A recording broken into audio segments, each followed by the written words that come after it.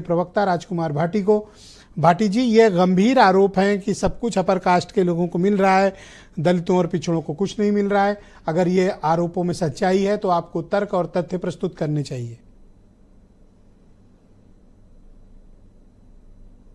आपने ये मुझे मेरी आवाज लौट के आ रही है, हो सके तो मैं ठीक करा रहा हूं, आप बोलते रहें। टेक्निकल टीम से आपने बहुत ही महत्वपूर्ण विषय पर ये आज की परिचर्चा आयोजित की है और हमें अपना पक्ष रखने का मौका दिया, इसके लिए आपका बहुत बहुत धन्यवाद। उत्तर प्रदेश में ये सच्चाई है कि उत्तर प्रदेश के मुख्यमंत्री माननीय योगी आदित्यनाथ जी घोर जातिवादी व्यक्ति हैं और हर काम जाति देख के करते हैं। नियुक्ति भी, ट्रांसफर भी, पोस्टिंग भी, टिकट भी, यहां तक कि जहां जहां चुनाव होते हैं वहां जो चुनाव अधिकारियों की नियुक्ति की जाती है वो जाति देख देख कर की जाती है और वोट भी काटे जाते हैं जाति देख के। कुछ जातियों के वोट काट दिए जाते हैं और इसके ढेरों उदाहरण और सबूत हैं। विस्तार से आप पूछेंगे तो मैं आगे बताऊंगा, लेकिन कुछ मोटी मोटी बातें मैं कहना चाहता हूं। उत्तर प्रदेश में 69,000 शिक्षक भर्ती हुई, उसमें सरासर ओबीसी के साथ अन्याय किया गया, षड्यंत्र पूर्वक किया गया, जान पूछ के किया गया। अभ्यर्थी राष्ट्रीय पिछड़ा वर्ग आयोग में गए, राष्ट्रीय पिछड़ा वर्ग ने जांच करके रिपोर्ट दी कि हाँ अन्याय हुआ है, 9,000 ओबीसी की भर्ती और की जाए। योगी जी ने नहीं सुना, फिर अभ्यर्थी हाईकोर्ट गए, हाईकोर्ट का भी आदेश है, हाईकोर्ट ने माना कि बेईमानी हुई है और हाईकोर्ट ने आदेश दिया कि 9,000 शिक्षकों की ओबीसी समुदाय से और भर्ती की जाए। योगी जी ने नहीं किया, केस सुप्रीम कोर्ट में चला गया। मेरे पास कुछ आंकड़े हैं, मैं कुछ सबूत लेकर बैठा हूं। मेरे पास ये योजना तथा वास्तुकला विद्यालय का एक वो है, सर्कुलर है। इसमें ट्यूशन फीस जनरल की जो उसकी है ईडब्ल्यूएस की है 0 और ओबीसी की है 27,500। यानी ओबीसी से फीस ली जाएगी, ईडब्ल्यूएस से फीस नहीं ली जाएगी। ये मेरे पास उत्तर प्रदेश अधिरथ सेवा चयन आयोग के वो है, रिजल्ट है।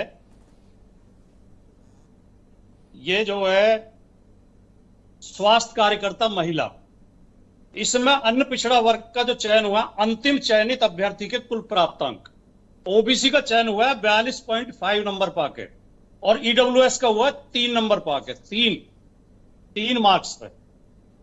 ठीक है जी। ये एक और वो है मेरे पास रिजल्ट खंड शिक्षा अधिकारी का। खंड शिक्षा अधिकारी में ओबीसी की कट ऑफ गई है 165 जी और ईडब्ल्यूएस की गई है 152 और जनरल की गई है 137।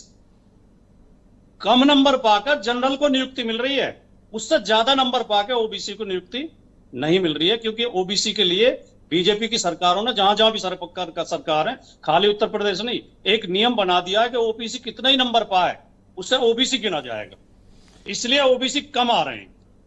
ये इलाहाबाद यूनिवर्सिटी का भी मेरे पास रिजल्ट है। एक और देखिए, अभी पीछे सिपाहियों की भर्ती हुई यूपी पुलिस में।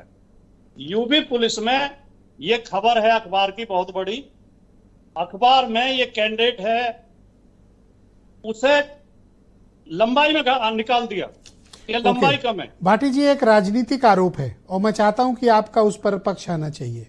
ब्रजेश जी एक मिनट, इनमें से कोई सा भी राजनीतिक आरोप नहीं, सबूत के साथ बता रहा हूं। अब पॉलिटिकल आरोपों पर आ जाते हैं। एक आरोप है कि महाकुंभ में 65 करोड़ हिंदुओं ने स्नान किया, एक हिंदुओं में एक नव चेतना जागृत हुई, तो उससे राजनीतिक रूप से आपने एक पॉलिटिकल नैरेटिव गढ़ने के लिए अब फिर से आपने जातिवाद की बात शुरू कर दी है। नहीं, आखिरी बात मेरी और सुन लेते तो मैं ये कह रहा हूं कि एक ओबीसी का कैंडिडेट, उसे लंबाई में निकाल दिया गया, वो सुप्रीम कोर्ट गया, सुप्रीम कोर्ट ने आदेश दिया, उसकी दोबारा नापी की गई तो उसकी लंबाई बढ़ गई। इतना अन्याय जिस स्टेट में हो रहा हो। अब मैं आता हूं आपके सवाल पे। आपने कहा कि वहां जो है हिंदू चेतना जागृत हो गई, इसने आपको परेशान कर दिया। नहीं, हम क्यों परेशान होंगे?